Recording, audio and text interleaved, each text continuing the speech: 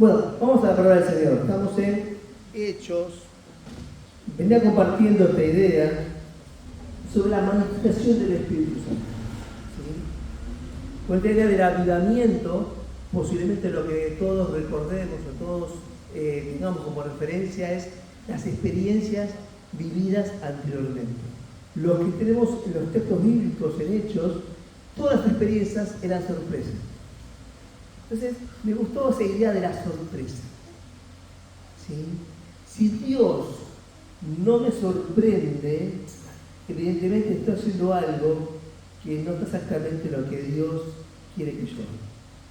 Si Dios me sorprende, es que aún con mi deficiencia, con mis errores, cuando me pongo a hacer la tarea que Dios me manda, Él me visita, Él me sorprende para enseñar.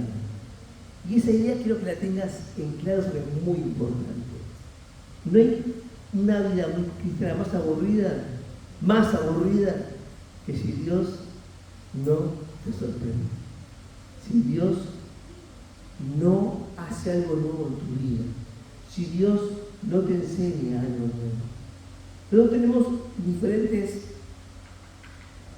momentos, ¿no?, en los cuales el Espíritu Santo en el primer tiempo se manifiesta en Hechos, y siempre recuerdo la idea esta, ¿no?, los hechos del Espíritu Santo y los hechos de los apóstoles, ¿no? Es decir, el Espíritu Santo ya está corrigiendo continuamente la tarea de los apóstoles, pero los apóstoles estaban en la tarea que Dios quería que Él haga. Pero, como la tarea supervisa a Dios, Dios visita, ¿sí? ¿Para qué? Para enseñarnos. Entonces, en el versículo 18 y 19 del capítulo 9, cuando Pablo se convierte y Ananías es enviado para que reciba la vista, dice la palabra: y al momento le cayeron los ojos como escamas, y recibió al instante la vista, y levantándose fue bautizado. Y el versículo anterior dice: cuando ora Ananías, fue entonces Ananías y entró en la casa, y pone sobre él las manos, y dijo: hermano Saulo, el Señor Jesús, que te apareció en el camino por donde venías, me ha enviado para que recibas la vista y seas lleno del Espíritu Santo. En este texto no hay ninguna acontecimiento sobrenatural. Es decir, sí, Ananías ora para recibir el Espíritu Santo, pero no vemos que el texto resalte, ¿sí?, como algo que pasara como fue en Pentecostés o en otros lugares donde manifestación se traduce como con lenguas o con fenómenos que escapan a lo humano, que son sobrenaturales. Y vos te dices: bueno, pero entonces Pablo no es el Espíritu Santo. Sí, lo que pasa es que el Espíritu Santo obra y se manifiesta en la medida de lo que tiene que hacer en nuestras vidas, y también lo hace en la medida de las cosas que tiene que enseñarnos a nosotros. Uno puede decir que Pablo era un flojito en el Evangelio, ¿no? Que bueno, era medio flojo porque no pasó las lenguas, no pasó nada raro, no. Pablo marca a partir de este momento casi la historia completa de ellos, donde la tarea misionera, ¿sí?, preponderantemente está marcada por la tarea de Pablo. Uno no podría decir que Pablo, porque su experiencia primigenia no había sido sobrenatural, no tenía el mismo grado del Espíritu, la misma medida del Espíritu que los otros que habían recibido el Espíritu Santo en Pentecostés. Pero a nosotros nos gusta a veces, ¿no?, hacer diferenciaciones. Lo que nos gusta entender es que Dios no hace nada igual. Dios no hace nada igual en su creación. Y Dios no obra siempre de la misma manera. Por eso Dios no repite en términos generales. A mí me encanta cuando hay un testimonio, ¿no? Eso estimula a la gente a creer. Pero vos tenés que saber que Dios no obra en tu vida en la misma manera que obró en la persona que está contando su testimonio. ¿Por qué? porque Él no somos. Y Dios trabaja con grado de precisión en tu vida y en mi vida. Yo recuerdo cuando era chiquito escuchaba a los predicadores que cuando predicaban, más los misioneros, y como misioneros, y todos tenían que ser misioneros.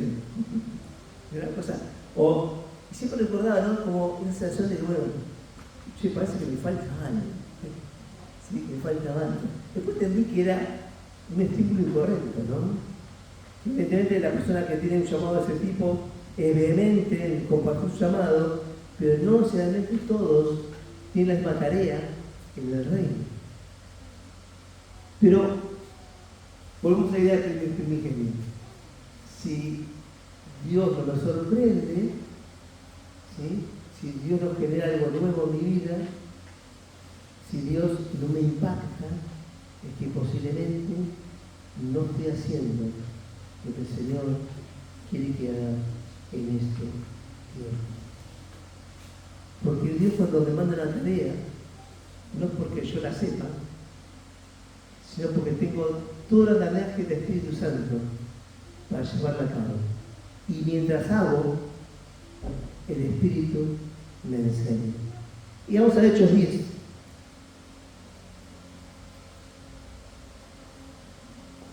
(44-46).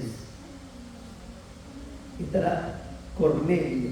Cornelio era un temeroso de Dios, ¿no? Una persona que no era judío, sino que era una persona que se había adoptado de la fe, pero era un gentil, era un soldado. Y todos recuerdan la experiencia de cómo Pedro tiene que ir a predicar, ¿no? Dios tiene que obrar en este pequeño cuerpo de creyentes, que la mayoría en este momento eran judíos, le tiene que cambiar el bocho, le tiene que cambiar la cabeza, le tiene que modificar todo lo que se le introdujo. ¿Por qué? Porque si no, no podrían alcanzar la tarea completa. Ellos venían de una tradición, venían de una concepción y venían de una teología. La teología es lo que explica, digamos, los textos, las profecías, etc. Que es una mirada humana. Estaban imbuidos en esto a tal punto que ni obligados se hubiese ocurrido predicarle a una persona que no era judío. Era un judío, un no judío, un gentil. Para un judío era alguien en el que él siquiera se entraba a la casa. Y Dios tiene que trabajar con esto. Uno lo ve fácil ahora. Uno lo ve en el texto que se va, obvio. Pero en el texto tiene que ver con las cosas que yo tengo que cambiar. Y tiene que ver con las cosas que yo tengo que cambiar en mi mirada, mi forma de pensar. ¿Por qué? Porque Dios quiere hacer una obra completa. Entonces, este texto tiene lo gracioso y lo lindo, ¿no? Que Pedro hace un discurso, ¿sí? Pero primero tiene que convencerlo de que vaya. Tiene que bajarle el manto con los animales inmundos y dice, mata el hombre. Lo viene trabajando con tiempo. Hasta que instruye que va a venir alguien a buscarlo y tiene que atar algo determinado. Y cuando llega, Pedro no sabía lo que iba a hacer. Porque no estaba en su mentalidad hablar como gentiles. Es más, ¿cómo le explicaba al resto que estaba en Jerusalén que había llevado las buenas noticias a gentiles? ¿Por qué? Porque para la concepción judía, el Mesías era únicamente para ellos. El Mesías era el pueblo judío para establecer de vuelta el reino davídico, salomónico, como quieran expresarlo, en la plenitud. Querían ser un imperio en la tierra. Esa es la mentalidad. Y ellos seguían con ese impulso. Y lo lindo de este texto es que cuando Pedro estaba hablando, te doy un consejo. Si te interrumpe el Espíritu Santo, no se va a hacer. Si el Espíritu Santo empieza, no sigas hablando. Y ahora la primera gracia es que parece que el Espíritu estaba ansioso por hacer, y Pedro sigue hablando. Y Pedro sigue hablando. Así que mientras hablando, cayó el Espíritu Santo. No esperó que terminara, no esperó que hicieran alguna conclusión, que hicieran alguna predicación, no. Cayó el Espíritu Santo, y como dice el versículo, mientras aún hablaba Pedro estas palabras, el Espíritu Santo cayó sobre todos los que oían el discurso. Un discurso que ya era medio largo. Y los fieles de la circuncisión, que habían venido con Pedro, se quedaron atónitos, se quedaron helados, sorprendidos, estupefactos, como quiera, adjetivo que vos quieras agregarle.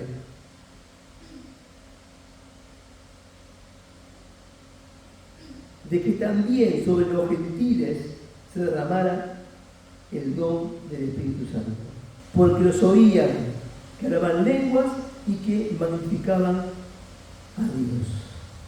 Y acá sí era necesario que el Espíritu se manifestara como en Pentecostés. ¿Por qué? Porque si no, no lo iban a aceptar. Porque estos que venían con Pedro, lo venían a controlar. A ver cuán puro era el mensaje en la tradición judía. Por esto estos que están mirando se quedan sorprendidos, dice la palabra, afectados de tal manera que no podían entenderlo. Es decir, romper un mecanismo de pensamiento, una estructura de pensamiento, únicamente puede hacerlo el Espíritu Santo. Y el Espíritu Santo tenía que hacerlo de esta manera para que cuando volvieran a contar en Jerusalén lo que había pasado, tuvieran credenciales. Es decir, el Espíritu Santo cayó exactamente igual que con nosotros en Pentecostés. Y yo digo, bueno, pero ¿cuál es el milagro en este texto? Yo creo que el milagro más fuerte del texto es que estos tipos cambiaran de forma de pensar. No tanto que cayera el Espíritu Santo. Porque cambiar la forma de pensar y la forma de mirar es una cuestión difícil. Cuanto más grande tenemos, más difícil. Pero lo que me impide alcanzar lo que Dios tiene para mí muchas veces es porque no pienso como Dios piensa. No entiendo como Dios entiende y no estoy abierto a intentar resolver los problemas de este tiempo, no con la mirada anterior, sino con la nueva mirada que Dios necesita. ¿Para qué? Para alcanzar a todos aquellos que no conocen a Jesús. Por un día, bueno, en este contexto los gentiles no tenían que entrar en la iglesia.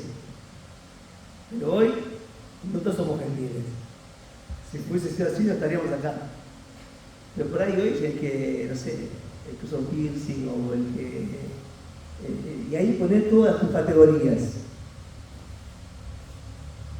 Las categorías de discriminar. No porque, te voy a decir que te explicaría por qué un piercing te daña el cuerpo. ¿Sí? Pero de ahí a que excluir es una distancia enorme. Lo que necesitan de Jesús hoy, no hay una división entre judíos y gentiles. Es un campo mucho más grande. Es un campo que identifica toda la obra del diablo sobre la tierra. Y la iglesia está preparada, tiene que estar preparada, no para juzgar el que viene, sino para tomarlo de donde está y ser agentes de transformación y de sanidad, pero con el Espíritu Santo. Cualquier obra que quieras emprender para dar una mano a alguien, si no está hablando del Espíritu Santo, estaría en vano. es querer enseñarle a alguien, no sé, normas de conducta o de vestimenta. Primero lo que tiene que ver es que el espíritu cae y luego comienza la obra transformadora. Para que esas vidas en las cuales hay muchas heridas y muchos daños, el amor de Dios complete y llene sus vidas de una manera extraordinaria. Pero la pregunta es a la iglesia de, bueno, ¿y vamos a cambiar la forma de pensar?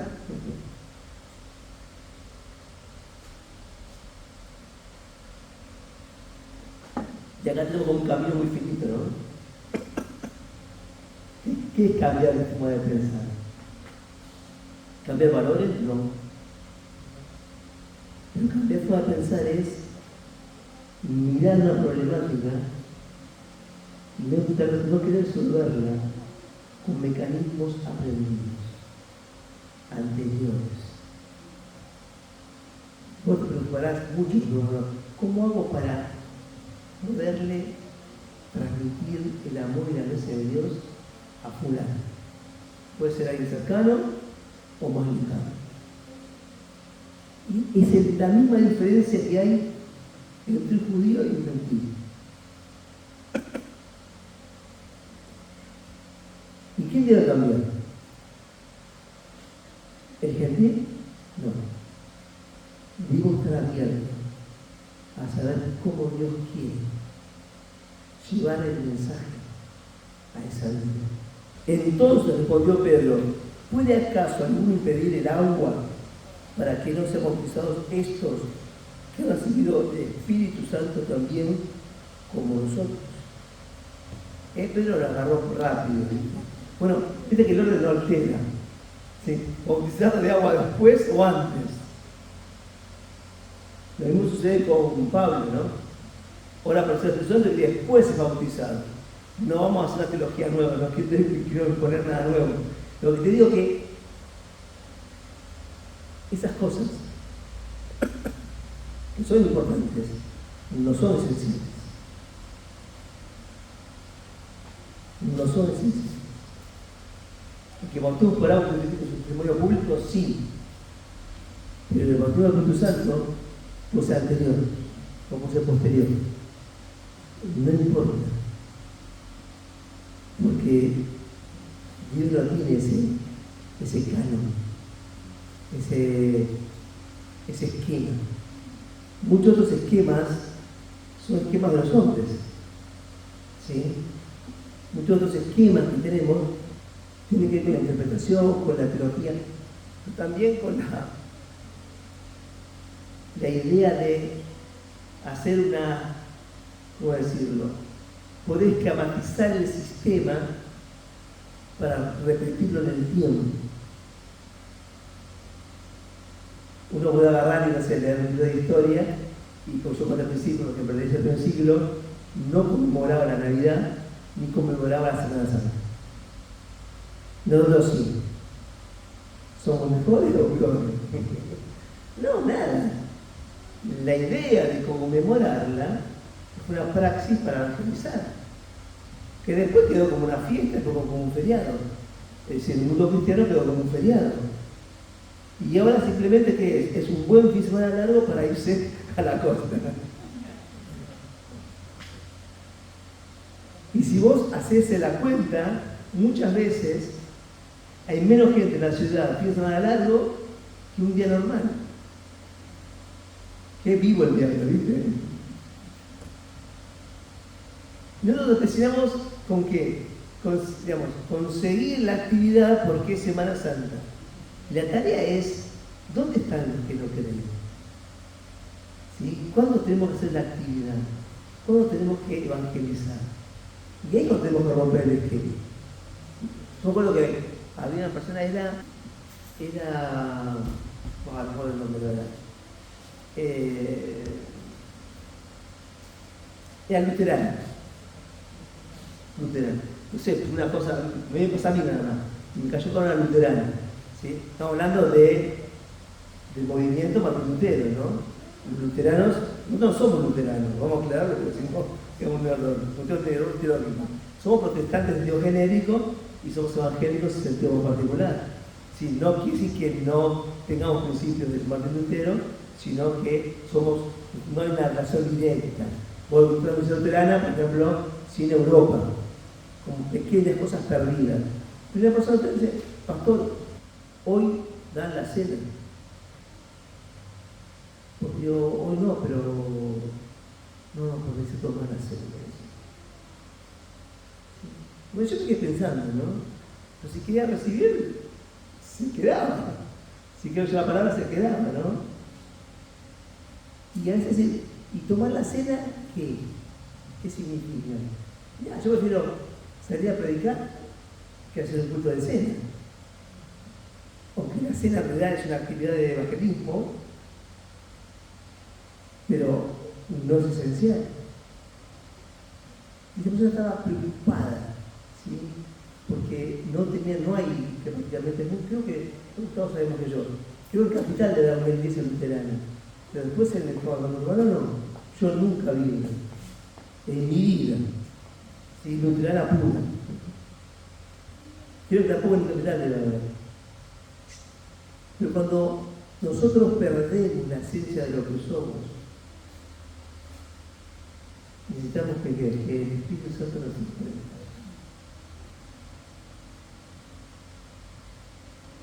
Pero para que nos sorprenda, tenemos que estar intentando hacer lo que nos impulsa a hacer. Y ahí está la cosa. Pedro, por ahí, con sus errores, ¿sí? Con su negación a querer predicarle a Cornelio, fue, en un momento, hizo el discurso que tenía que hacer. Ya no completo, es largo, bastante aburrido, pero de repente cayó el Espíritu Santo. Pero el tipo era vivo. En cuanto vio que él estaba obrando, dijo, listo, ¿dónde está el agua? Dijo, si esto es que es el Espíritu Santo, ¿qué les impide que nos bauticemos ahora? Porque él tenía con la cara a los que lo controlaban, llegaban al lugar que Dios lo mandaba, y de repente pasa algo que no esperaba. Así que él le pone el moño y lo cierra. Y luego van y llevan el testimonio a Jerusalén, a contarles. ¿Viste? En Jerusalén era como los de escritorio, ¿viste? Dijeron esa del escritorio. Y Pedro, que era el que salía al frente, lo mandaban. Pero no pasaba nada en Jerusalén. Las cosas pasaban cuando los que leemos en Hechos estaban en los lugares que Dios le decía que tenían que estar. No es que se juntaban en Jerusalén a hacer un plan de evangelización. No, porque realmente ellos no estaban en la idea de evangelizar. En Jerusalén estaba la idea de aceptar al Mesías judío como la promesa. Intentar convencer a los judíos que Jesús era el Mesías. Pero Dios cambia el plan directamente, Dios no separa esas cosas. Dios estaba apurado, ¿por qué? Porque esto volcara a qué? A los gentiles. Uno ve hoy, ¿no? No sé, los formatos judaizantes. Y a mí da como escalofríos, ¿no? Sí, ¿cómo puede? Y uno ve gente que hace de la fe. ¿Cómo se puede tropezar tan rápidamente? Nosotros tenemos una liturgia hermosa, ¿no? Empieza a contar la fiesta, y esto, y lo otro, y aquello. Pero eso no sirve de nada. Porque lo que sirve es el cumplimiento de la promesa de Dios. Le ha mandado a Jesús para que todos los que crean en Él, sean salvos. Si estás dispuesto a que Dios te sorprenda, no me digas a mí, no quiero que me cuentes, pero piensa internamente, ¿cuándo fue la última vez que Dios te sorprendió?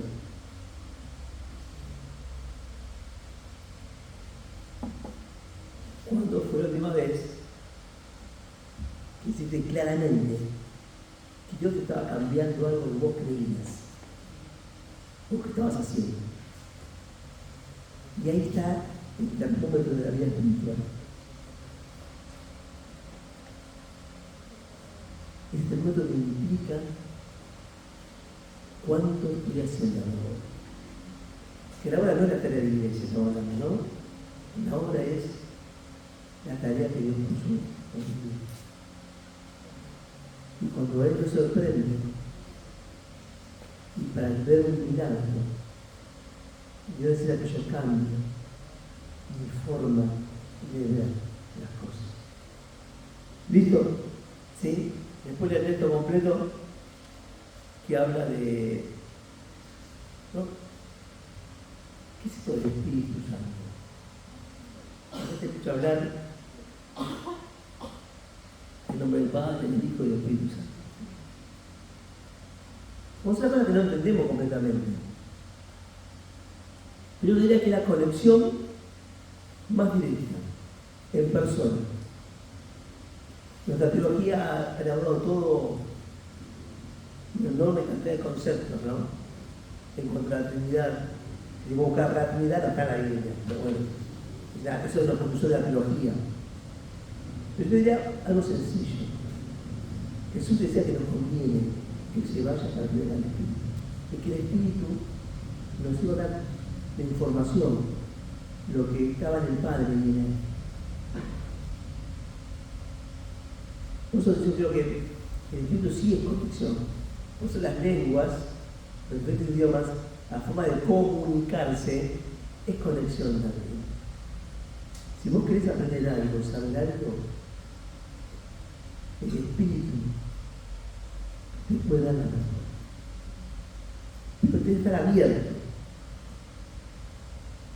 Abierto a que se enseñe. Que decía, Él le va a enseñar todas las cosas. Por eso Jesús no escribió nada por primera persona. ¿Qué es la diferencia de los cristianos con otros movimientos religiosos?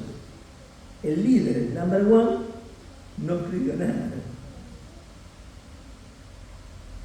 Lo que tenemos en la Biblia es el testimonio del triunfo de Jesús. ¿Por qué?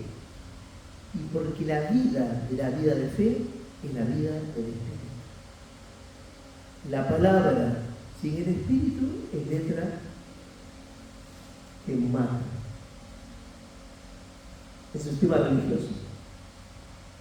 Pero la vida del Espíritu y el poder escuchar la voz de Dios y que me sorprenda y que me cambie es trato directo con Dios. Así que bueno, si no estás sorprendido por Dios,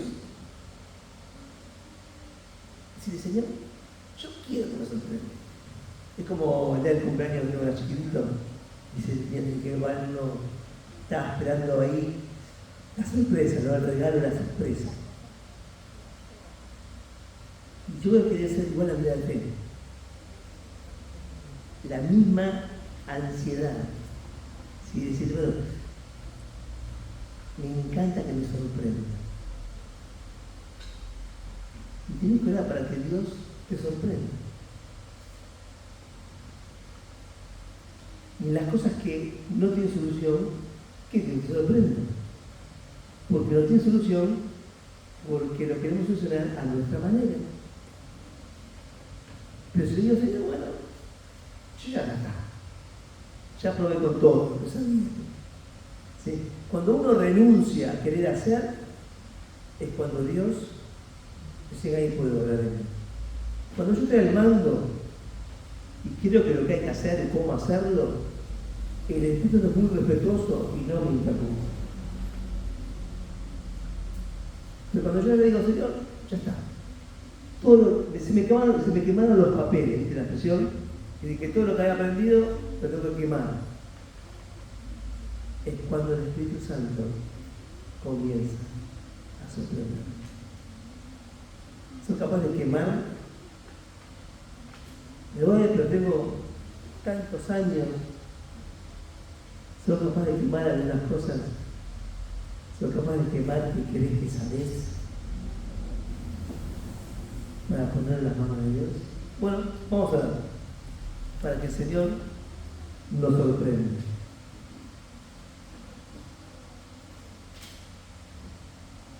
Oramos. Padre, gracias.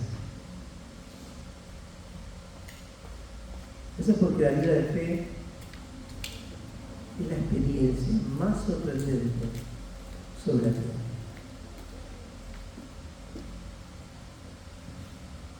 Señor, que cada uno de mis hermanos puedan experimentar la fe y la sorpresa de ser visitados por el Espíritu Santo. Padre, que cada una de sus cuestiones personales, las cuestiones que los aquejan, que están irresueltas, te pido que en tu visitación nos sorprendas con ideas nuevas, con miradas nuevas, con amor nuevo. Y que todos podamos acabar en la tarea que tú nos encomendas. No en nuestras fuerzas, no en nuestro intelecto, sino en la guía de tu Espíritu. En el nombre de Cristo Jesús. Amén, amén y amén.